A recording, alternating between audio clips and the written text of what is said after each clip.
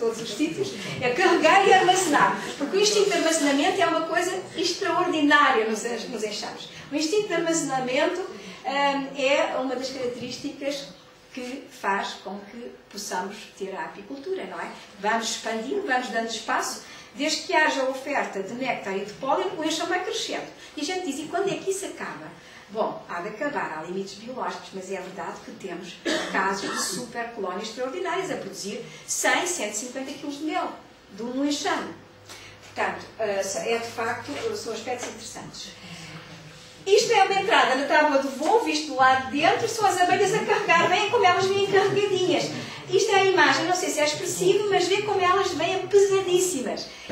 Pronto, então este é o tal conjunto, eu vou ser rápida, isto é a questão dos corticinhos, pequenos, coisas pequenas, portanto, enquanto tivermos isto, sem as tecnologias, enquanto tivermos isto, tivemos uma apicultura pequena, uma apicultura sem quantidade. O mobilismo foi introduzido com a utilização disto, que é uma caixa com 10 quadros, e em cima de uma caixa põe-se outra, e acima outra, e acima outra, e acima outra. E depois os momentos da floração, em todas as espécies, são momentos muito fortuitos, não é? São de uma semana, 15 dias, 3 semanas. Portanto, o enxame que está bem preparado vai absorver os néctares e os pólenes todos naquelas 3 semanas. E, portanto, nós, de facto, nós andamos a correr a pôr as alças. Bom, não há dúvida que aquilo que é, de facto, aquilo que me apaixona nas abelhas é a sua organização, a sua forma extraordinária de viverem de uma maneira equilibrada, que são modelo para as sociedades humanas. São verdadeiros modelos e fontes de inspiração.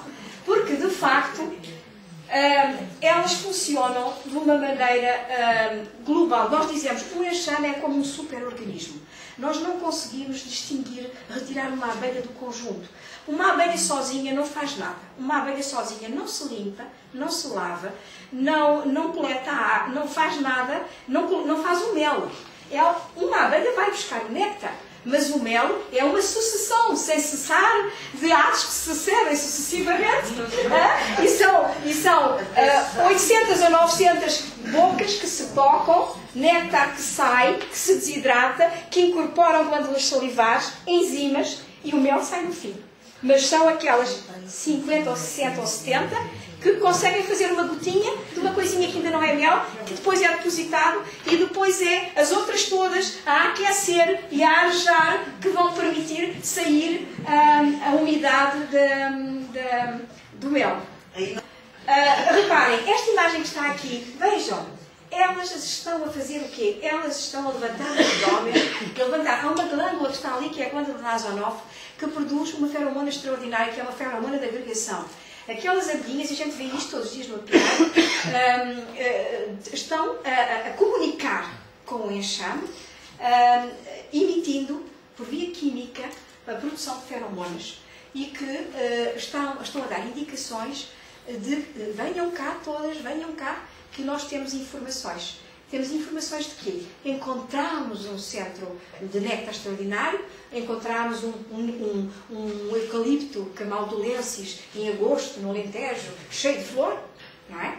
Que não há mais nada em flor em agosto, nessa altura, e elas encontram longe, podem andar até 10 km, encontram longe e vêm e trazem e comunicam com o enxame e fazem uma captação de gente entre aspas, de obreiras, para avançar com a coleta. Portanto, esta organização de sociabilidade do mais elevado grau que se conhece, penso que as abelhas é o mais elevado grau de sociabilidade que é conhecido ao nível das sociedades animais. Porque está tudo dependente do conjunto, nada é feito individualmente. E então conseguem depois, de facto, coisas extraordinárias. Nessas caixinhas, elas gerem os espaços. Nós colocamos lâminas de cera já meio esboçada, para que haja uma eficácia, e no nosso sentido, em terceiro, para que elas mais rapidamente, puxando só a cera, porque a produção da cera é extremamente dispendiosa do ponto de vista energético. Para fazer 1 kg de cera, elas consomem 6 a 7 kg de mel. Portanto, a cera é um bem escasso e aqui, nesta questão da construção da cera, elas utilizam todos os parâmetros que hoje são defendidos nas eficiências energéticas e na análise da eficiência energética ao nível aí de tudo, das habitações, das casas, etc. Portanto, elas geram, do ponto de vista energético, a cera, porque a cera é muito dispendiosa, e nós, da apicultura, as tais tecnologias, perceberam isso, e, portanto, nós damos-lhes já cera meia feita. E elas só já puxam um bocadinho. E essa situação do puxar um bocadinho só já dá uma maior produtividade e permite o enxame produzir de uma maneira assimilar. Temos a criação de zângão, temos zângãos, obreiras e rainhas, e depois dentro da colmeia é muito interessante, como também do ponto de vista de educação, da biologia, de educação ambiental, porque nós abrindo uma colmeia temos um filme, temos um laboratório vivo a funcionar, e nós conseguimos interpretar todas as ocupações, todas sabemos onde estão os ovos, as larvas, a idade que têm, as pupas. Eu consigo num momento saber se aquela colónia, como é que vai evoluir, como é que estará daí a um mês, se não houver fatores de mortalidade, de anexos marginais, fora da questão estrita da biologia, não é?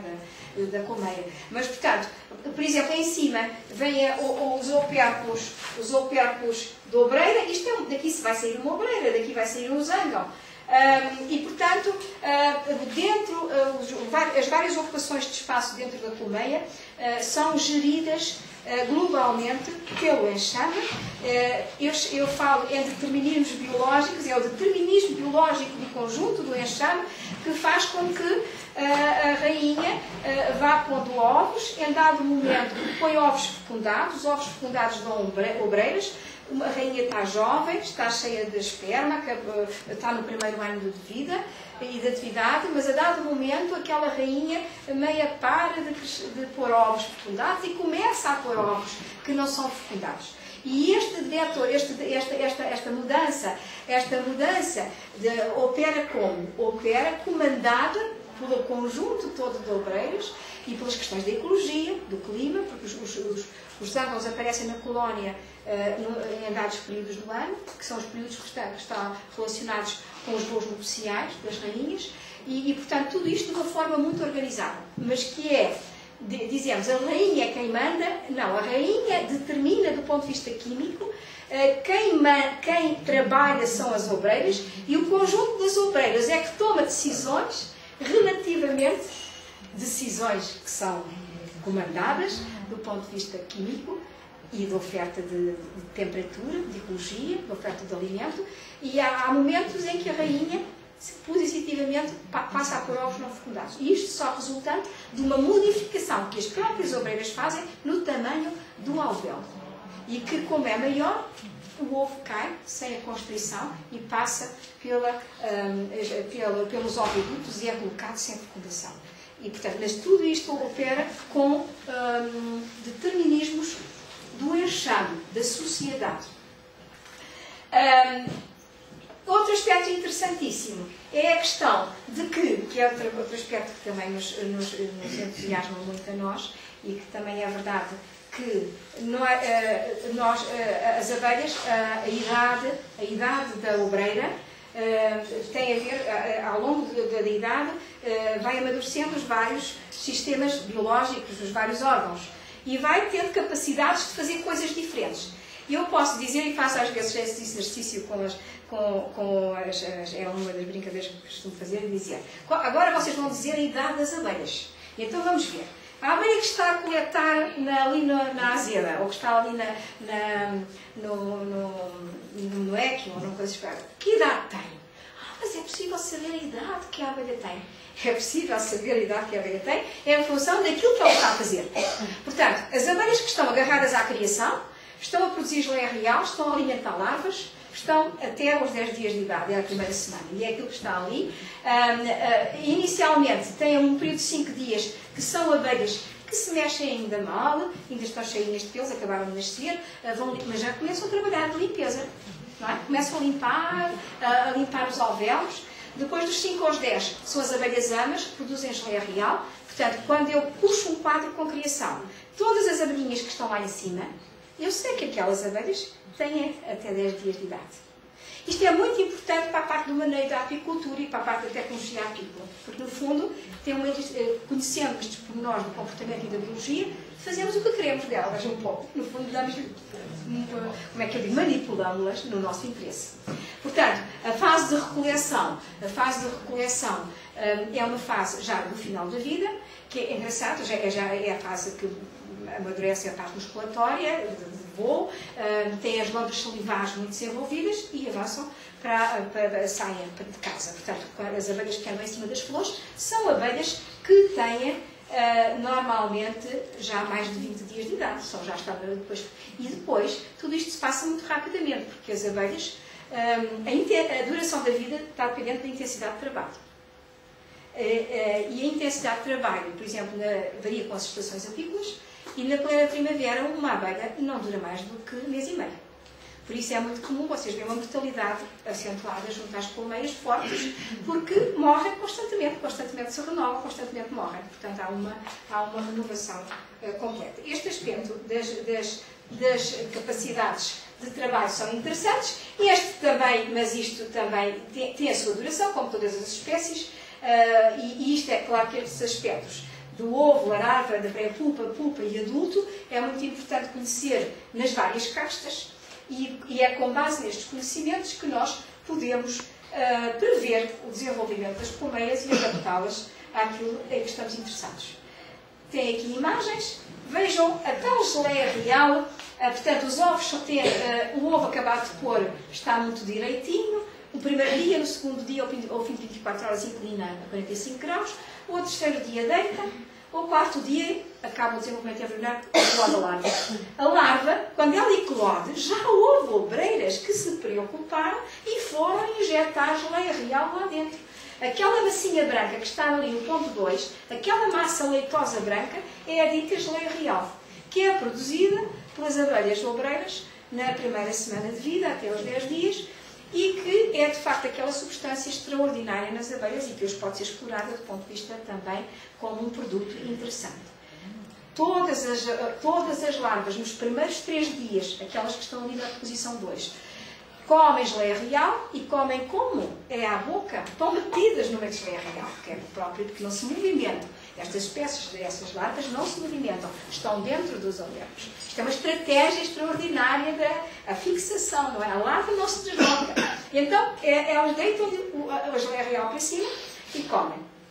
Agora vamos ver, a geleia real é um alimento de elevado valor biológico, também para as abelhas, gerem-na de uma maneira inteligentíssima. Só dão geleia real às larvas até aos 3 dias de idade. Depois, bom, cuidado, depois é só para a rainha. Só para quando precisam substituir a rainha. Só dão geleia real a partir dos 3 dias de idade à rainha.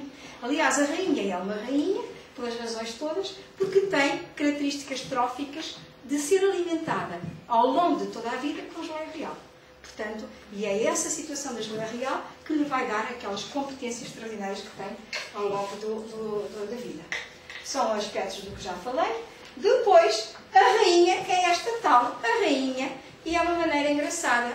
As pulpas das obreiras e dos ângulos são diferentes. Já disse que os ângulos são mais salientes, o opérculo que tapa, o casulo, o falso casulo, o opérculo que tapa a criação é uma cúpula pequena no zângano, é rasante na obreira, e o alvéolo real faz como que um dedo de luva, porque a rainha que lá dentro tem montanhas de geleia real e metade daquele alvéolo está cheio de uma massa branca, que é ali que muitas vezes nos sistemas de intensificação de produção de geleia real têm que estar relacionados com a produção de rainhas, porque os tais chineses, que são eles que produzem a geleia real toda, porque isto é de paciência de chinês, é que vão aspirar dentro daquelas dedinhos de luva a geleia real que lá está em quantidades copiosas e que foi determinado pelo enxame que está a substituir uma rainha. Só que nós manipulamos essa questão, orfanizando as colmeias, podemos pô-las, quer dizer, nós, interesseiros como somos, podemos, depois de conhecer, manipulamos, não é? Isso é velho.